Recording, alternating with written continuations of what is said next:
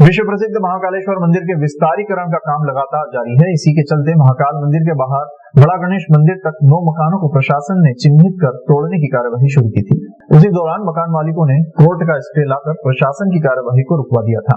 इसी दौरान प्रशासन ने पूर्व में एक मकान को तोड़ने की कार्यवाही की थी। स्टे खत्म होने के बाद आज 5 मकान को नगर निगम, पुलिस और प्रशासन की टीम की मौजूदगी में ध्वस्त करने का काम शुरू हो गया।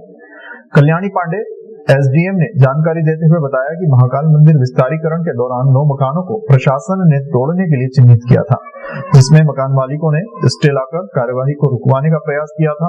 पूर्व के सप्ताह में प्रशासन के द्वारा एक मकान को तोड़कर कार्यवाही रोकना पड़ी थी, लेकिन स्टे खत्म होने के बाद बुधवार सुबह से 5 मकान तोड़ने की कार्यवाही की गई है। खास बात यह है कि 3 मकान अभी और तोड़ा जाना बाकी है। ये भी पता चला है कि 2 मकानों को जल्द ही तोड़ने की कार्यवाही की जाएगी। बचे एक शेष मकान पर हाई कोर्ट का स्टे होने की वजह से उसे प्रशासन ने तोड़ने की कार्यवाही नहीं की है। गौरतलब है कि महाकाल मंदिर विस्तारीकरण सेकंड फेज के तहत विकास कार्य जारी है।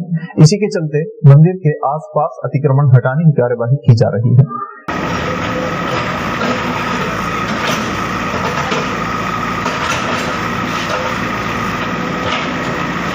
आज यहाँ पे 5 मकानों को जिला प्रशासन और नगर निगम द्वारा तोड़ा जा रहा है और इनमें पूर्व में इन्होंने स्टे प्राप्त कर लिया था, परंतु स्टे कल दिनांक को वैकेट होने के बाद आज कार्रवाई की जा रही है।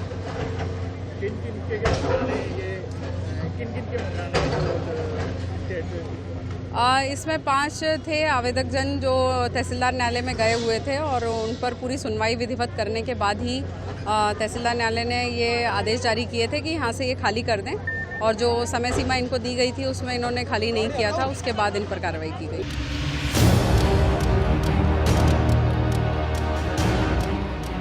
विनोद मिल की चाल में रहने वाले रहवासियों को अतिक्रमण हटाने के लिए प्रशासन ने 3 दिन का समय दिया है। नोटिस मिलने के बाद रहवासी गण एकजुट होकर विधायक पारस जैन के बंगले पर पहुंचे। नारेबाजी करते हुए विधायक पारस जैन से मांग की कि हम यहाँ वर्षों से निवासरत हैं, हमारे पास दूसरी ओर कोई जगह नहीं है, हमें यहाँ से नहीं निकाला जाए। रहवासियों का कहना है कि मुख्यमंत्री शिवराज सिंह चौहान का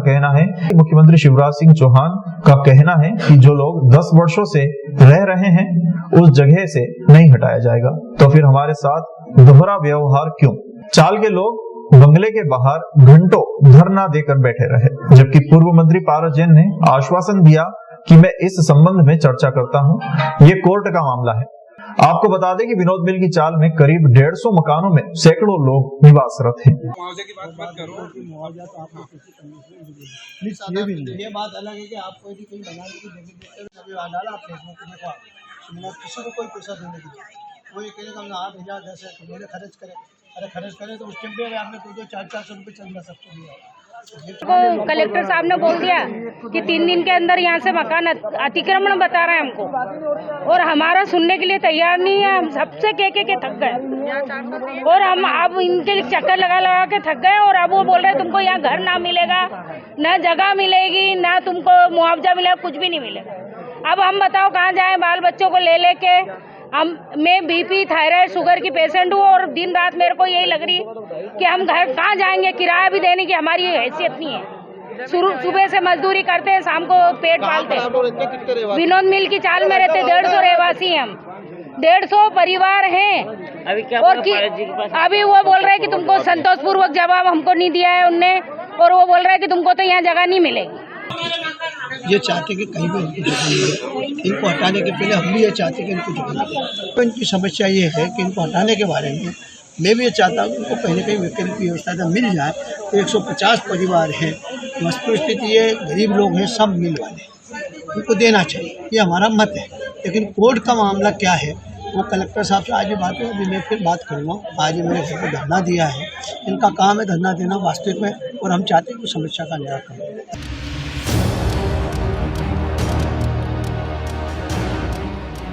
मुख्यमंत्री शिवराज सिंह चौहान आज सुबह अचानक उज्जैन पहुंचे और संघ कार्यालय जाकर संघ के वरिष्ठ प्रचारक गोपाल येवतिकर के निधन पर श्रद्धांजलि अर्पित की। बता दें आज तड़के संघ के वरिष्ठ प्रचारक गोपाल जी येवतिकर का आकस्मिक निधन हो गया।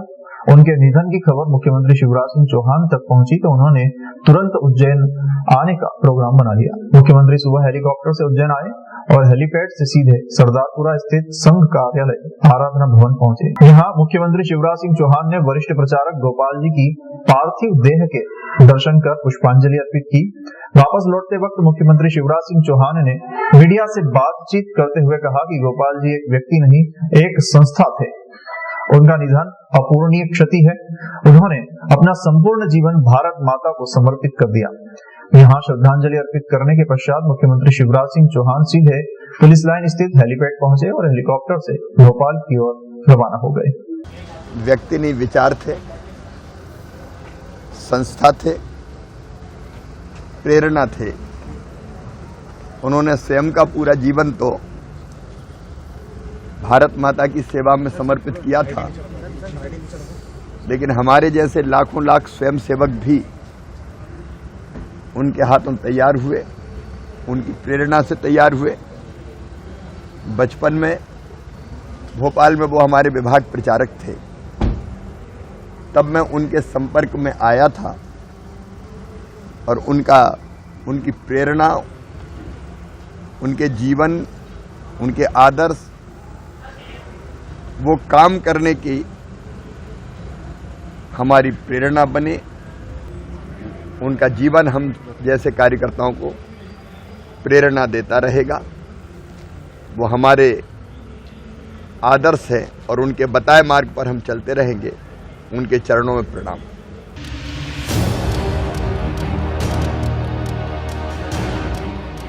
श्री आताल पाताल भैरव मंदिर का हुआ जीर्णोद्धार। 7 दिवसीय पंचकुंडीय यज्ञ में बड़ी संख्या में दे रहे आहुतियां। लंबे समय से जीर्णोद्धार का कार्य चल रहा था तो जंग सिंहपुरी स्थित आताल पाताल भैरव मंदिर का जीर्णोद्धार पूर्ण हो गया है। इस अवसर पर यहाँ 7 दिवसीय पंचकुंडीय यज्ञ का आयोजन पिछले 6 दिन से लगातार किया जा रहा है, जिसकी कल पूर्ण आहुति हुई। ये मंदिर आताल पाताल भैरव के नाम से प्रसिद्ध है और ये बहुत ही प्राचीन मंदिर है।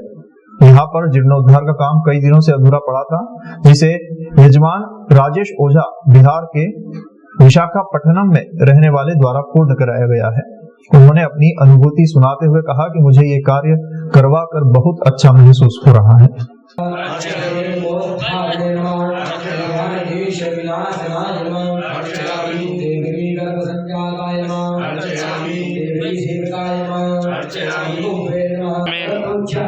अर्चयामि अर्चयामि अर्चयामि अर्चयामि अर्चयामि अर्चयामि अर्चयामि अर्चयामि अर्चयामि अर्चयामि अर्चयामि अर्चयामि अर्चयामि अर्चयामि अर्चयामि। ये 2 साल पहले रूपम जोशी जो हमारे गुरुजी हैं, उनके घर में आया था। उन्होंने कहा कि ओझा जी ये मंदिर है जो कि जीर्णोद्धार करना है, बहुत पुराना मंदिर है। बोले ठीक है। तो 2 साल पहले स्टार्ट हुआ, अब भगवान की कृपा से बन के तैयार हो गया। क्या ऐसा कोई आपके मन में विचार आया कि नहीं भाई नहीं करे, किस प्रकार आप जुड़े थे? नहीं, ऐसा कुछ नहीं, भगवान की कृपा जी, भगवान की कृपा से था। भगवान ने कहा, हम लोग कर दिए। आप उज्जैन आते रहते हैं? जी, उज्जैन हम साल में 2-3 बार आते रहते हैं जी। महाकाल से मुझे बहुत अधिक प्यार है। अभी किस प्रकार का आप पूजा वगैरह कर रहे हैं यहाँ पर भी? यहाँ हम सुबह रोज़ 7:30 बजे पूजा शुरू होता है। फर्स्ट हाफ 2 बजे ख़त्म होता है, फिर 3 बजे से 7 बजे तक। श्री आताल पाताल महाभैरव जो सिंहपुरी में स्थित हैं, जो अष्टभैरव में है, अष्टभैरव में भी जो महाभैरव हैं, उनका मंदिर का जीर्णोद्धार नवनिर्माणीकरण हमारे यजमान आशीष जी ओझा, राजेश जी ओझा के द्वारा संपन्न कराया, जिनका निवास विशाखापट्टनम में है। और इसी उपलक्ष्य में भगवान भैरवनाथ का उद्घाटन स्वरूप महारुद्र प्रयोग पंचकुंडी श्री भैरव महारुद्र याग यहाँ पर रखा गया था, जिसका आज 6 दिन होगा, हमारा 6ठा दिन है। 6ठा दिन है आज भगवान के यज्ञ का। और निरंतर नित्य प्रतिदिन भगवान भैरवनाथ को सहस्त्रार्चन हो रहा है, अनेक पुष्पार्चन हो रहा है, बिल्वार्चन हो रहा है, धान्यार्चन, फलार्चन, रुद्राक्षार्चन हो रहा है। रुद्राक्ष सिद्ध किए जा रहे हैं, भगवान को अर्चन करके कुमकुमार्चन हो रहा है। आज जैसे आप दर्शन कर सकते हैं, भगवान को रुद्राक्ष अर्चन हुआ है, कुमकुमार्चन हुआ है, धान्यार्चन हुआ है। तो तो ये सारी साहित्य सामग्री 1 तारीख यानी कल पूर्णाहुति है इस याग की, और पूर्णाहुति के तत्पश्चात सभी को वितरित की जाएगी। सिद्ध करे रुद्राक्ष, सिद्ध करी सामग्रियाँ सभी भक्तों के जन कल्याणार्थ ये याग की भी एक संकल्प व्यक्तिगत है इसे, लेकिन साथ में संकल्प के साथ याग जो होते हैं वो जन कल्याणार्थ के सनातन की रक्षा के लिए याग होते हैं। तो सनातन की रक्षा और संस्कृति की रक्षा और जन कल्याणार्थ हेतु ये मनोकामना लेकर के इस याग को संपन्न किया।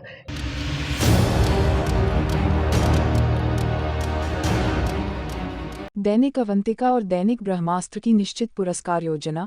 हर प्रतियोगी को पुरस्कार कूपन दो और पुरस्कार लो। हमारे पाठक प्रत्येक माह के कम से कम 2 कूपन आवश्यक रूप से संभालें। हर माह दैनिक ब्रह्मास्त्र अखबार में 2 से अधिक कूपन प्रकाशित होंगे। पाठकों हर माह 1 से अधिक बार फॉर्मेट जिस पर कूपन चिपकाना है प्रकाशित होगा। अखबार में प्रत्येक माह प्रकाशित होने वाले कूपन चुकने पर मास्टर कूपन क्रमशः भी लगाया जा सकता है, केवल 2। पाठकों से अपील है कि 2 माह का दैनिक अवंतिका का मासिक बिल अवश्य संभालें, अन्यथा प्रतियोगिता में शामिल नहीं हो सकेंगे। पाठकगणों के लिए दैनिक अवंतिका कार्यालय उज्जैन में फॉर्मेट पर कूपन चिपकाकर जमा कराने की अंतिम तारीख 20 फरवरी 2023 रहेगी। प्रतियोगी पाठकों को पुरस्कार वितरण फरवरी के अंतिम सप्ताह में दिया जाएगा। अंतिम निर्णय निर्णायक मंडल का रहेगा। शर्तें लागू।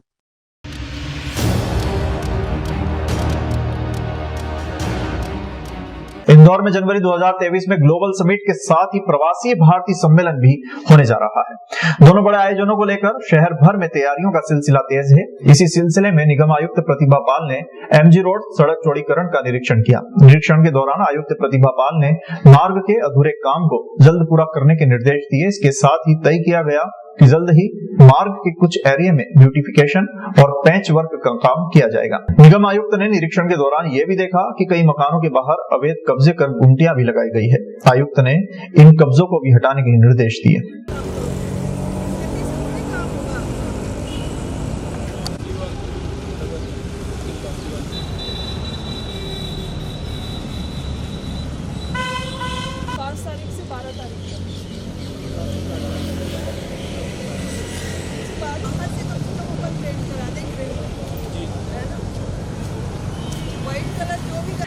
निगम 1 से 2 दिन में ये ड्राइव भी अभी शुरू करेगा कि जितने भी मेजर रोड्स हैं उनमें जो दुकानदार बाहर सामान रख लेते हैं और जिनकी वजह से और उसके बाहर फिर पार्किंग होती है जिसकी वजह से रोड के पूरे ब्लॉक पैनल्स होते हैं, तो उनको भी हम लोग क्लियर कराएंगे।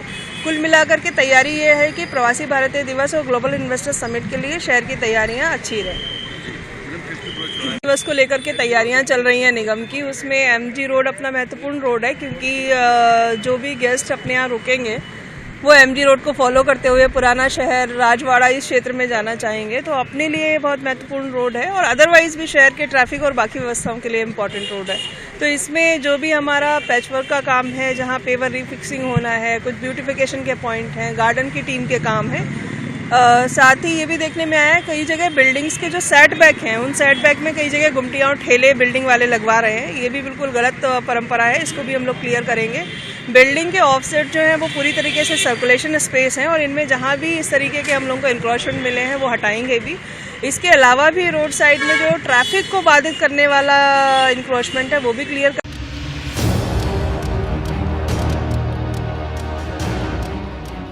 इंदौर के पलासा थाना क्षेत्र में धोखाधड़ी का एक मामला सामने आया है, जहां एक युवक ने अपनी महिला मित्र के साथ धोखाधड़ी की है।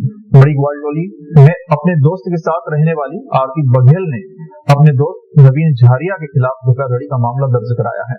पुलिस के मुताबिक दोनों इंदौर में साथ में रहकर नौकरी करते थे। इसी दौरान नवीन द्वारा अपनी दोस्त आरती की बिना अनुमति के कार्ड के द्वारा अकाउंट से रुपए निकाल लिए गए। वही पेटीएम आईडी से उसने लोन भी ले लिया। जब आरती को इस बात की जानकारी लगी तो उसने नवीन को रुपए लौटाने को कहा, लेकिन नवीन टालता रहा। आखिरकार महिला ने पुलिस को शिकायत दर्ज करवाई, जिसके बाद प्रकरण दर्ज किया गया। हाँ, थाना पलासा में आरती बघेल नाम की लड़की ने एक शिकायत आवेदन पत्र दिया है, जिसकी जांच पर नवीन झारिया नाम का लड़का के खिलाफ इसने 420 की एक कायमी करवाई है, जिसमें नवीन झारिया और आरती बघेल दोनों मंडला जिला के रहने वाले हैं और ये काफी समय से किसी कंपनी में काम करते थे, तो उनकी परिचय हो गया था। फिर ये इंदौर आ गए। इंदौर में ये बड़ी क्वालिटी में रहने लगे और 6 साल से लिव इन रिलेशन में रह रहे थे। फिर एक दिन इसने नवीन झारिया ने आरती बघेल के बिना अनुमति के पेटीएम और इसका कार्ड जो कार्ड रहता, कार्ड के बिना अनुमति से उसने पैसे निकाल लिए और यहाँ से चला गया। जब वो आरती बघेल को पता लगा तो उसने चेक करा तो उसने बिना अनुमति से उसके कार्ड से पैसे निकाल के उसका दुरुपयोग किया। फिर इसी की मतलब आरती बघेल की आईडी से उसने पैसे निकाल लिए। फिर जब ये तलाश करती रही, फोन करती रही, फिर इसने काफ़ी उसका प्रयास किया तो उससे संपर्क में नहीं आया। फिर मजबूर होकर उसने आरती बघेल ने थाना पलाशा में शिकायत आवेदन दिया। उसके आधार पर थाना पलाशा द्वारा उसकी जांच के आधार पर अपराध कायम कर विवेचना में लिया गया।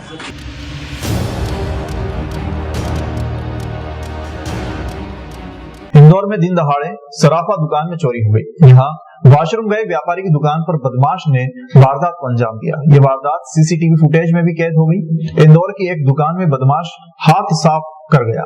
मामला सराफा थाना क्षेत्र का है, जहां बदमाश ने विजय ज्वेलर्स को निशाना बनाया। व्यापारी वॉशरूम गया था, इसी दौरान सुनी पड़ी दुकान में अज्ञात चोर ने घटना को अंजाम दिया। यहाँ व्यापारी की दुकान में रखे 10 ग्राम सोना व 80,000 रुपए नकदी लेकर बदमाश फरार हो गया। पूरी वारदात सीसीटीवी कैमरे में कैद हुई है। पुलिस ने सीसीटीवी फुटेज के आधार पर आरोपी की तलाश शुरू कर दी है। ये बड़ा सराफा में पीजी ज्वेलर्स नाम से एक दुकान है। इसके जो दुकान के मालिक हैं वह है शाम को 7:30 बजे के करीब वॉशरूम के लिए चले गए थे। कुछ समय के लिए वो दुकान खाली थी। इसी बात का फायदा उठाकर एक लड़का दुकान में उनके काउंटर पर रखा हुआ एक थैली लेकर चला गया, जिसमें करीब 80,000 रुपये नकद और कुछ 10-12 ग्राम की ज्वेलरी थी।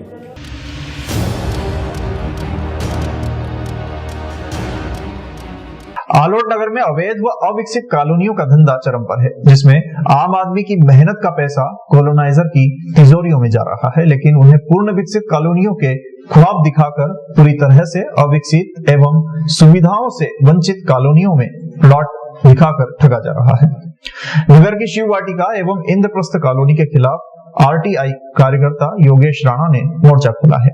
उक्त दोनों कॉलोनियों में कॉलोनी एक्ट का जमकर दुरुपयोग हुआ है। वहीं शासकीय भूमि अतिक्रमण भी किया गया है, जो कि एसडीएम द्वारा की गई जांच में उजागर हुआ है। इस संबंध में जानकारी देते हुए योगेश राणा ने बताया कि उक्त दोनों कॉलोनियां अविकसित होकर शासकीय भूमि पर अतिक्रमण कर बनाई गई है, जिसको लेकर मेरे द्वारा पूर्व में अनुविभागीय अधिकारी महोदय आलोट को एक शिकायत की गई थी, जिसमें हुई जांच में दोनों ही कॉलोनियों में शासकीय भूमि पर अतिक्रमण पाया गया। वहीं इन कॉलोनियों में मध्य प्रदेश नगर पालिका के कॉलोनी नियम 19 की शर्तों का उल्लंघन भी पाया गया है। वहीं उक्त कॉलोनियों में बिजली, पानी एवं सीवरेज लाइन का अभाव है। ऐसे में उक्त कॉलोनियों को अवैध घोषित कर कॉलोनाइजर पर कानूनी कार्यवाही की जाना चाहिए। इस संबंध में अनुविभागीय अधिकारी राजस्व आलोट ने बताया कि शिकायत प्राप्त हुई है। उक्त कॉलोनी की पूर्व में भी जांच की जा चुकी है। वरिष्ठ अधिकारियों से निर्देश प्राप्त कर शीघ्र ही उचित कार्यवाही की जाएगी। इंद्रप्रस्थ कॉलोनी और शिव वाटिका कॉलोनी का स्पष्ट प्रतिवेदन में आया है कि दोनों ही कॉलोनियों पर शासकीय जमीनों पर कब्जा है और कॉलोनाइजर ने रोड, नालियां और गेट और दीवारें शासकीय जमीन पर गठित करी है, जनता को धोखा दिया है। आपके पूर्व में भी इंद्रप्रस्थ कॉलोनी शिव वाटिका मामले को लेकर आपके विवाद चल रहा है। ऐसी स्थिति में अगर ये अवैध अतिक्रमण पाया जाता है तो प्रशासनिक अधिकारी के द्वारा क्या कहा गया है? सर, मैंने अनेकों अधिकारियों से मेरे बारे की जो मेरा उसका विवाद है उसके लिए भी मैं माननीय न्यायालय में हूँ और संबंधित पर मेरे द्वारा भी सिविल वाद लगाया गया है। मैंने अनुबंध के साथ में उसका काम किया था। उन्होंने अनुबंध के अनुसार मुझे पैसे नहीं दिए तो मैं उसके लिए न्यायालय में हूँ। न्यायालय जो मेरे पे कार्रवाई करेगा, जो मेरे पैसे दिलाएगा, न्यायालय का जो निर्णय होगा मुझे मान्य होगा। तो उस शिकायत पर मैंने उसको फिर से, चूंकि मैं आपको पहले बता दूं कि ये हैंड ओवर हो चुकी थी, फिर भी उसमें कुछ काफी कमियां थी, तो मैंने आरआई प्रतिवेदन और पटवारी प्रतिवेदन लिया है, वो आ गया है और मैं उसी को प्रतिवेदन बना के साहब को पेश कर दूंगी। जी, जैसा कि शिव वाटिका और इंद्रप्रस्थ कॉलोनी की बात सामने आई है, उसी तरीके से हमने सभी कॉलोनियों का भी पुराना रिकॉर्ड निकालना शुरू कर दिया है और इस पर कार्रवाई अवश्य होगी।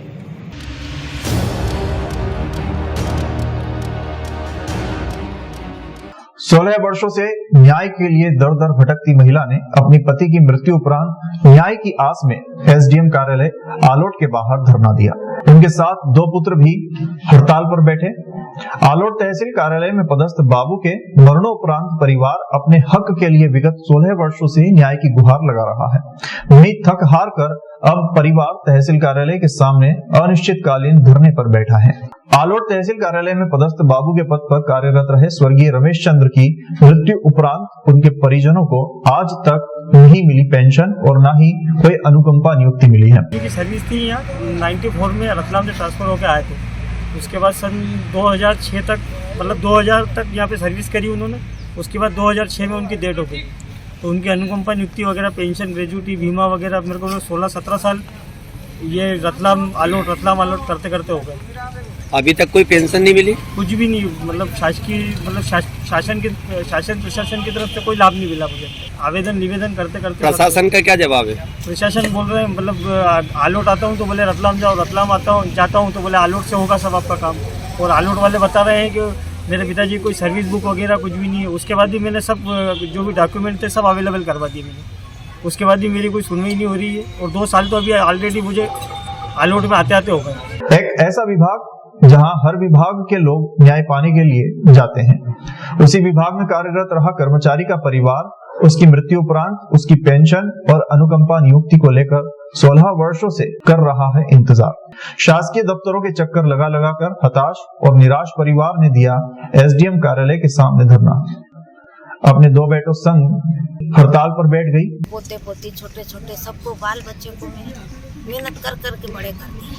अब मैं हार गई, दौड़ के हार गई। रतलाम में आलोट। किस चीज की आप लंबे समय से लड़ाई लड़ रहे हैं? अब नहीं दौड़ा मारती, उसमें है मारती हूँ सब लिख के थोको है सर। मैं अभी दौड़ा नहीं मारती। अभी तो आप चाहते क्या हो? मेरे को बस मेरी वो नहीं तो पेंशन बनी और नहीं नौकरी मिली मेरे बेटे को।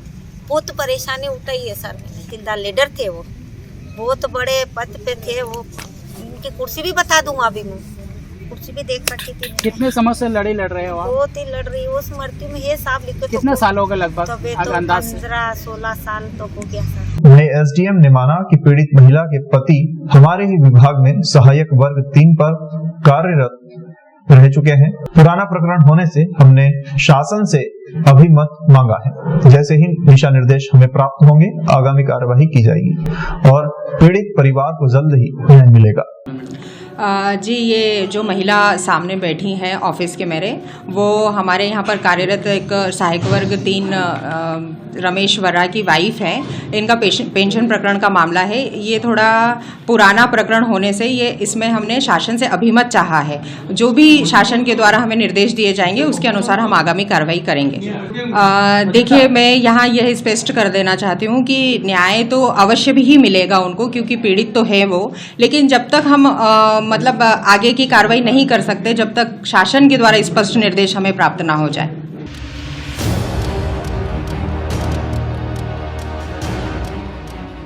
मंगलवार की शाम को इंदौर इच्छापुर राजमार्ग पर स्थित लोहा कारोबारी फार्म दीप स्टील पर स्टेट जीएसटी द्वारा सर्वे कार्यवाही की गई। आधा दर्जन से अधिक अफसर दस्तावेज खंगाल रहे हैं। खरगोन इंदौर की संयुक्त टीम द्वारा ये कार्यवाही की गई। जीएसटी के द्वारा छापा मारकर सारे रिकॉर्ड खंगाले जा रहे हैं। कार्रवाई होने से बड़ी कर चोरी का खुलासा होने की संभावना है। आपको बता दें कि इसके पहले भी ये कार्यवाही की गई थी। इस कार्यवाही से दुकानदारों में हड़कंप मच गया।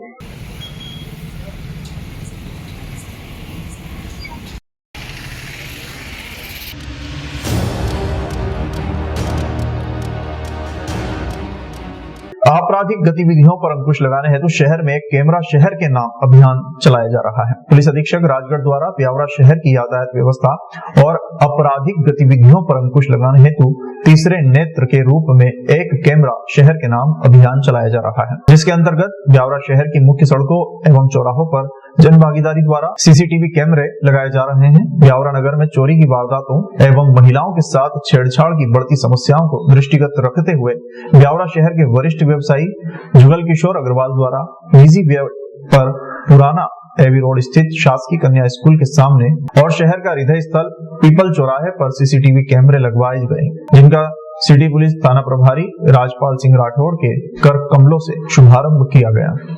एक कैमरा शहर के नाम अभियान के अंतर्गत श्रीमान पुलिस अधीक्षक महोदय द्वारा दिए गए निर्देशों के पालन में हमारे द्वारा लगातार ही आम जनता को, लोगों को, व्यवसायियों को, सभी को जागरूक किया जा रहा है। इसी में एक पहल शुभम अग्रवाल के जो जुबेर अग्रवाल जी हैं उनके द्वारा, उनके भाइयों के द्वारा की गई है। इनके द्वारा जो मुख्य पुराना बस स्टैंड वाला चौराहा है और जो कन्याशाला स्कूल सबसे बड़ा कन्या शाला स्कूल है, वहाँ इन्होंने सार्वजनिक रूप से कैमरा लगाया है, जिससे आपराधिक तत्वों पर नियंत्रण करने में पुलिस को सहयोग मिलेगा। हम जुबेर अग्रवाल जी उनके परिवार को धन्यवाद ज्ञापित करते हैं और अन्य लोगों से भी अपील करते हैं कि अधिक से अधिक इस मुहिम में हमारा साथ दें।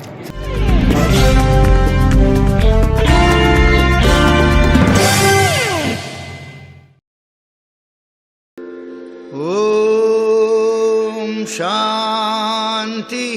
25-26 साल की उम्र से भाई जी का मार्गदर्शन, प्यार मिला। आज जो ये जीवन है भाई जी के बदौलत है और बाबा विनोबा जी की बदौलत है। सबसे पहले हरिजन सेवक संघ की इस पावन तीर्थ भूमि के ध्वज को मैं अपने मस्तक पर लगाता हूं, जहां ये भाई जी का प्रथम श्रद्धांजलि कार्यक्रम हो रहा है। मैं धन्यवाद देता हूं परम श्रद्धेय आदरणीय मेरे भाई प्रहलाद सिंह जी पानिया को, उनकी पूरी टीम को धन्यवाद देता हूं। मुस्लिम सिख ईसाई, हिंदू मुस्लिम सिख ईसाई, जैन पारसी बौद्ध बहाई। ये भाई जी की आवाज हमेशा हम लोगों के लिए ऊर्जा का केंद्र रहेगी।